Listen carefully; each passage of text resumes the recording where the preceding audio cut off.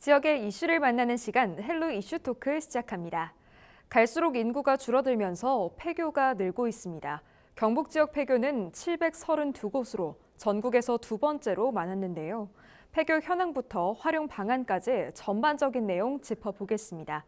지역 공공정책연구원 기화서 박사, 그리고 엄재진 매일신문 경북본사 취재부장과 함께합니다. 네, 두 분 안녕하십니까? 네, 안녕하세요. 예, 우선 우리 지역 폐교 현황부터 짚어주시죠. 예, 그렇습니다. 우리 지역의 폐교가 점점 늘어나고 있어요.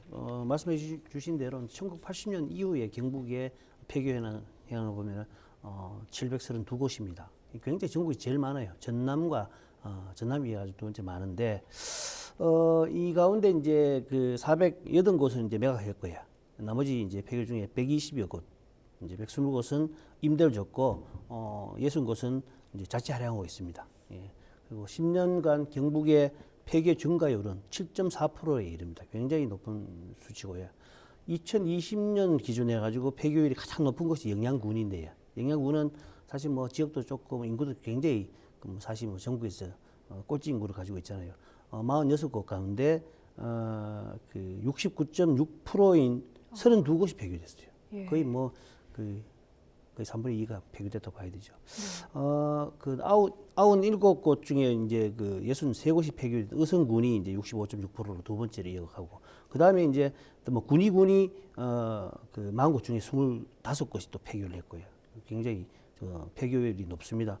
그 뒤를 이어가지고 영덕이라든지 봉화, 그다음에 예천, 울릉, 청송, 청도 대부분 경북지의 군단위 지역이 폐교율이 60%에 웃도는 어떤 그런 60%에 가까운 어떤 폐교율을 보이고 있습니다.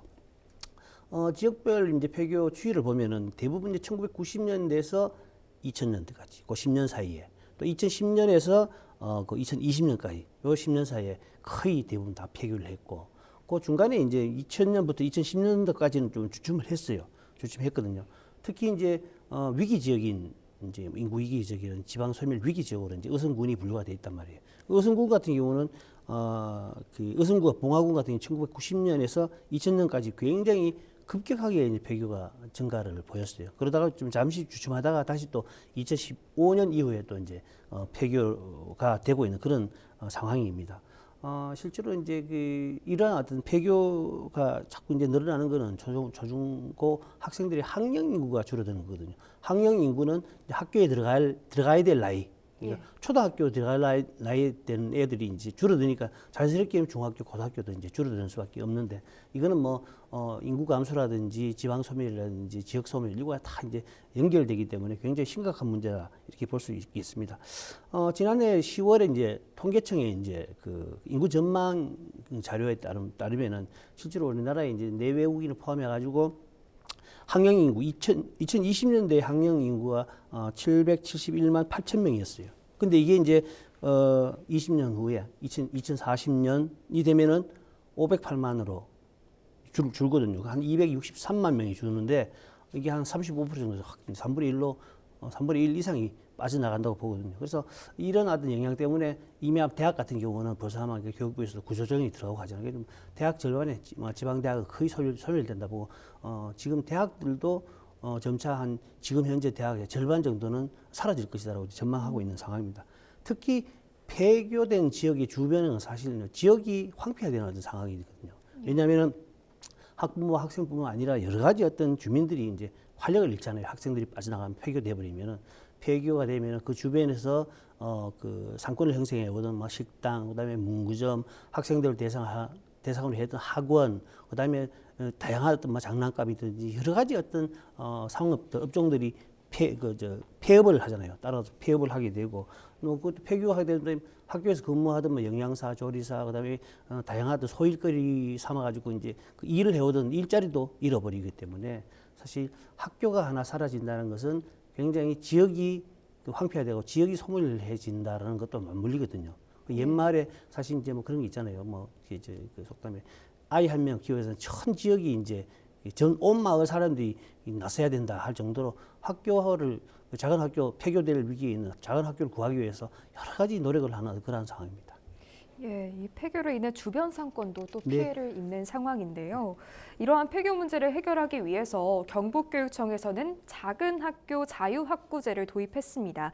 이 작은 학교 자유학구제란 정확히 어떤 정책인지 짚어주시죠. 네, 조금 용어가 처음 들어보는 용어인 예. 것 같기도 하죠. 보통 우리가 학군이라는 단어를 많이 들어봤잖아요. 네. 이 자유학구제라고 하는 건 일정한 구역 안에 있는 큰 학교, 작은 학교를 서로 다니게 할 수 있는. 그러니까 이 목적은 우리 앞서 우리가 엄재진 기자께서 전체적인 현황을 좀 얘기를 해주셨듯이 특히 농산어촌에 있는 작은 학교에는 어차피 애들도 이미 빠져나갔고 올 애들도 없으니까 인근에 있는 큰 도심에 있는 학교 그 지역에 거주하는 학생들도 다니게 할 수 있는 이것이 이제 자유학구제라고 표현을 합니다. 학구제로 표현을 하는데 이 부분은 뭐 아마 제 생각은 고육지책이었다고 봐요.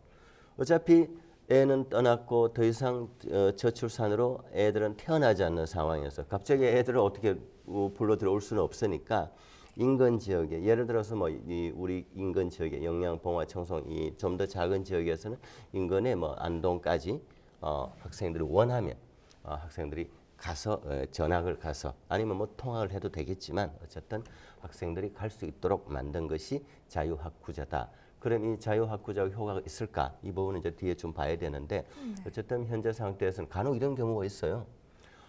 도심부 안에 학교를 다니다 보니까 어쨌든 뭐 이 공기도 안 좋고 또 이제 또 너무나 복잡하다 보니까 어떤 경우는 이제 애들이 이제 질병 치유 아토피 같은 이런 경우에는 오히려 공기 좋은 곳에 보내는 경우도 있고 또 애들 또 어떤 부모는 이제 인성 함양 차원에서 시골 공기 좋은 곳에 가서 애들과 뛰어놀면서 너무 공부에 얽매이지 않으면서 자연과 함께 이런 걸 요구하는 그 학부모들도 있어요.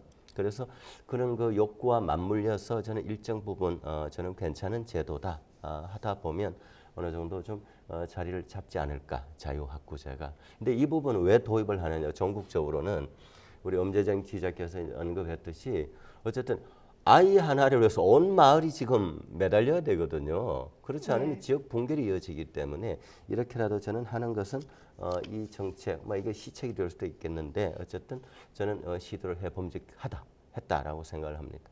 예, 이 자유로운 전입을 가능하게 하는 그런 네. 제도인 것 같은데 이 폐교 위기의 시골 학교에서 독특한 테마로 위기 극복에 나섰다는 흥미로운 이야기가 있더라고요. 이 대표적으로 어떤 사례가 있는지 소개해 주시죠.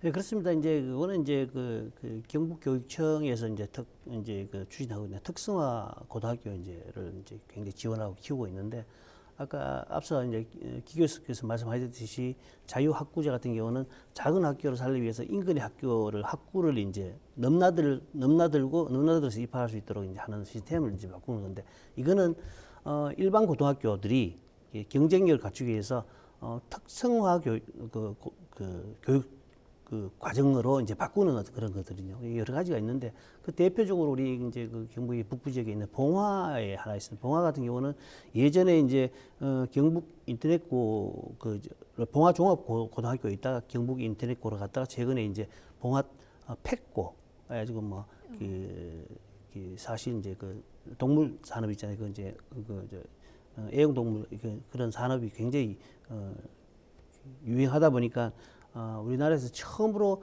반려동물을 주제로 한 전문 특성화 고교로 이제 새롭게 자리 잡았거든요.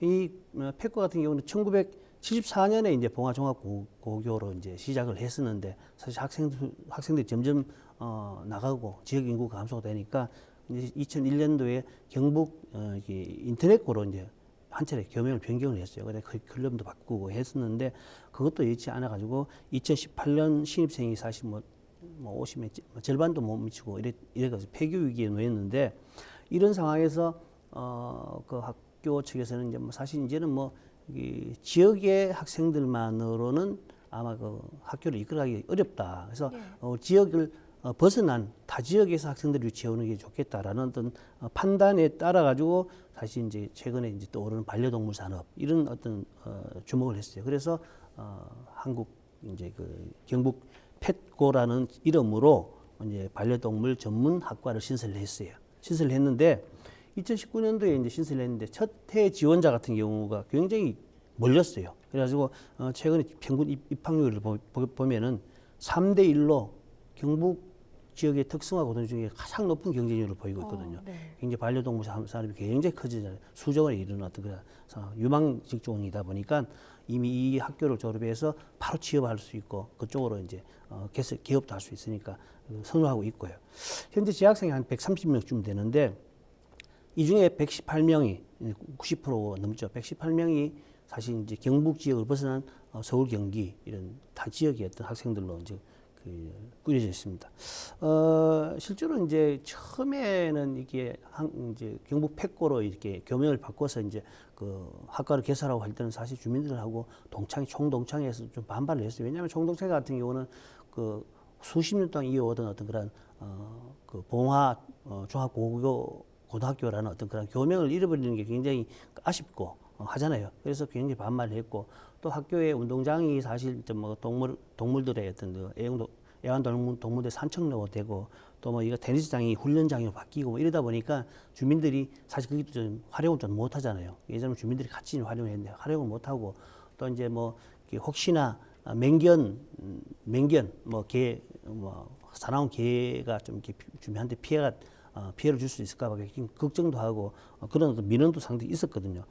그런 상황에서 이제 주민들을 설득하고 또 방음벽도 설치하고 여러 가지 어떤 안전장치를 만들었습니다. 만들고 그러다 보니까 또 이제 타지 학생들이 오니까 또 기숙사도 짓고 이러다 보니까 그 주변 상권도 이제 다시 살아나고 이러다 보니까 또 이제 그 실제로 주민들이라든지 동창회에서도 이제는 뭐 굉장히 잘하고 있다. 이렇게 성공적이다라는 어떤 박수를 보내고 있고 실제로 지난 19년하고 이제 19년에 첫 해 모집을 했으니까 그때는 48명 모집에 한 57명이 지원했고 작년하고 올해 같은 경우도 정원이 44명인데 불과 한 130여 명이 이제 지원을 해가지고 굉장히 높은 지원율을 보였거든요. 그러다 보니까 동창회에서도 이제 반기는 입장이고 뭐 학교 측에서도 굉장히 이제 앞으로는 뭐 거북이, 파충류 뭐 이런 어떤 동물 관련 분야를 좀 넓혀 나가겠다 이렇게 계획을 밝히고 있는 그런 상황입니다. 예, 굉장히 혁신적인 사고의 전환이 네, 아니었나 그렇습니다. 싶은데 이 위기 극복 사례로 봉화 팻 고등학교를 설명해 주셨습니다. 이처럼 지역의 특성화 고등학교가 인기 있는 이유 뭘까요? 지금 기존에 이제 인문계 고등학교의 경우에는 사실 수도권이라든지 대도시 학교 비교가 사실 안 되잖아요. 사실 경쟁력이 있어서 뭐 학부모들의 선호도도 그렇고 어쩔 수 없거든요. 그러다 보니까 어쨌든 이렇게 해서 특성화고로 이제 전환을 하다 보니까 특성화고가 다른 전국에 다 있으면 특성화 아니죠. 그러니까 방금 엄재정 기자 얘기해 주셨던 봉화 이제 팻고 반려견 관련한 그런 것과 마찬가지로 이제 영주에도 이제 한국국제조리고등학교, 뭐 항공을 전문하는 항공고등학교 이런 식으로 이제 그야말로 이름에서부터 특성화시켜서 하다 보니까 전국에 거의 몇 개 없는 이러다 보니까 전국에서 학생들 중에도 이쪽에 관심 있는 학생들은 어릴 때부터 이게 관심을 가지는 거죠. 그런 이유고 또 이제 결과적으로는 이제 그렇다 보니까 타지에 있는 애들이 오는 숫자가 3배 정도 늘었다는 거죠. 그건 그만큼 인기가 있다는 반증이죠, 그거는. 그렇죠. 네.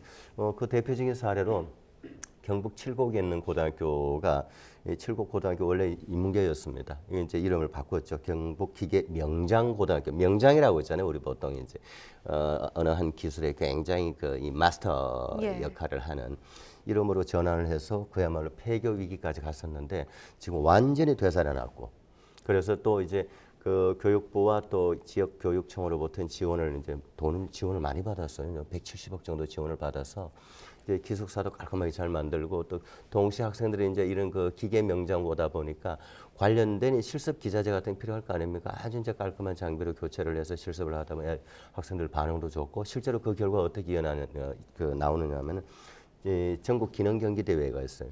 이런 기능 경기 대회도 뭐 2년 연속 우승을 한다든지 여러 가지 좋은 결과가 나오고 있는 거죠. 근데 저는 여기에서 왜 그러면 이렇게 효과가 날까 보면 학교 이름 단순히 바꾼다고 효과가 나지는 않습니다.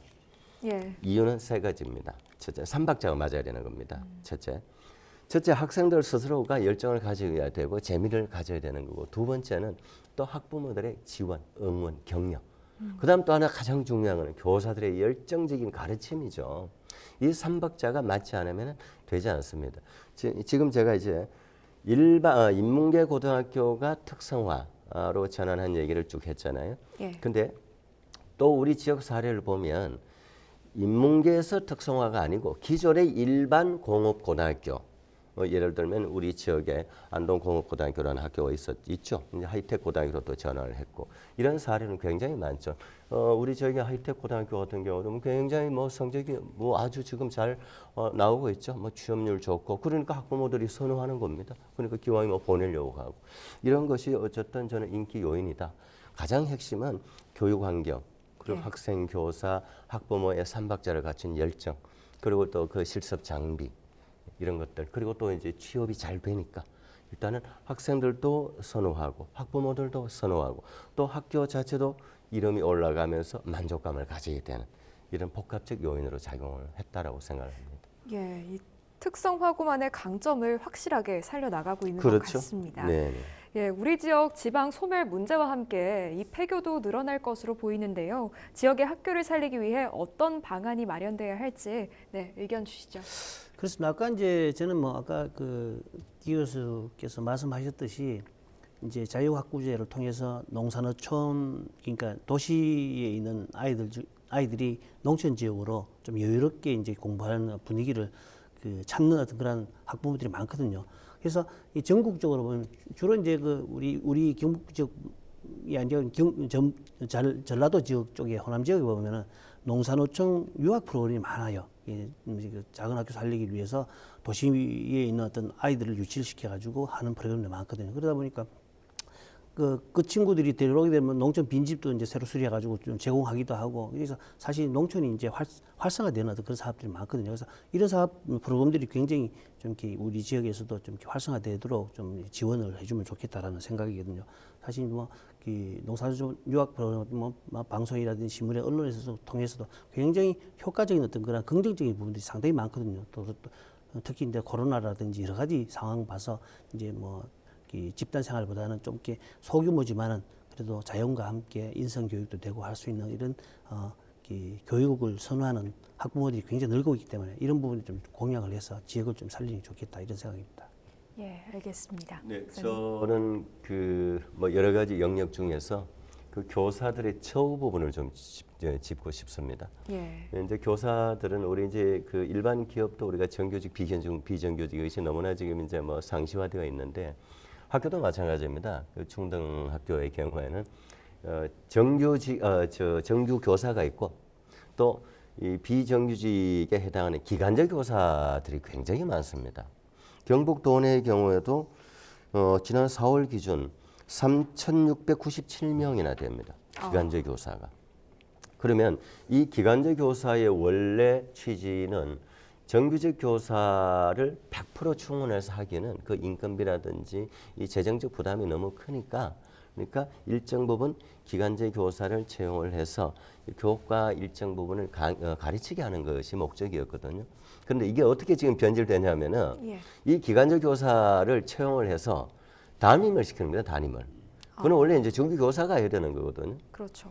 그러다 보니까 기간제 교사가 비정규직임에도 불구하고 정규직 교사와 똑같은 담임도 해야 돼 여러 가지 업무를 다 해야 되니까 그러면 과부하가 걸리는 거죠. 그러다 보니까 실제로 이제 경상북도 의회 차원에서도 경북교육청이 이런 부분을 질의를 했고 또 대책을 좀 강구해라라고 했습니다. 경북도의 이제 박채아 의원이 이제 중점적으로 이런 부분을 좀 했죠. 그래서 이 임종식 교육감도 인정을 했습니다. 사실 이 교원 수급에 있어서 기간제 교사를 일정 부분 좀 활용할 수밖에 없다. 이런 부분 참 인정한다라고 얘기를 했는데 이런 부분을 앞으로 좀 어떻게든 해소해 나가겠다 하는 그 해소의 핵심은 뭐냐면은 기간제 교사는 기간제 교사에 맞게 적절한 업무를 부여를 해야 된다. 너무나 지금 과중한 부담을 주고 있다 보니까 그렇지 않아도 이 지역 시골 하기 어려운데 교사 열정을 떨어뜨리는 결과로 이어질 수 있다. 된다라는 차원에서 교사 채우 개선은 어떻게든 좀 강구가 돼야 된다라고 생각합니다. 네, 알겠습니다. 말씀 여기까지 듣겠습니다. 지금까지 우리 지역 폐교 현황과 활용 방안 알아봤습니다. 헬로 이슈 토크 마칩니다. 시청해주신 여러분 고맙습니다.